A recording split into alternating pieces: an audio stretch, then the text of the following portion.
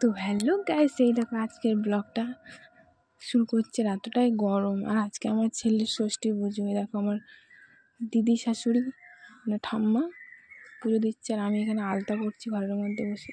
এই পুজোটা ঘরের এক কোণে দিতে হয়, যে ঘরে থাকি আমরা। পুজো তো দেওয়া হয়ে গেছে, ওইটা যে আছে ওটা নাকি 3 দিন থাকবে। আর তারপরে আমি তো প্রসাদ খেতে নেই, তাও আমি ওর থেকে একটা শসা নিয়ে চুপ করে খেলাম। আর ওইগুলো 3 দিন এখন থাকবে, রাখতে হয় 3 দিন, নিয়ম যেটা বাঙালিদের।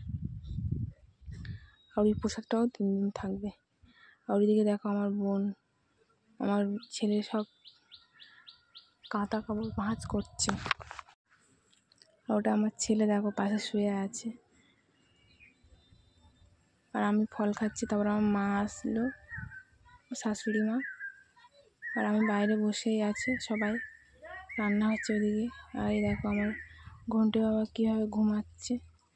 তারপরে আমার মা চলে আসলো, জামা কাপড় ধুয়ে সব। আমিও বাদ বাকি কটা কাঁথা ছিল সেগুলো গুছিয়ে নিলাম। পুজো হচ্ছে বলে কথা, চারিদিকে জিনিসপত্র এলোমেলো করে রাখলে হবে না। তো আমি সবগুলো কাঁথা, সারা দিনের কাঁথা, রাতের কাঁথা গুছিয়ে নিয়েছি। আর এইগুলো বোন ভাঁজ করে দিয়ে সেগুলো গুছিয়ে নিলাম। কত কাঁথা দেখেছো আমার ননর,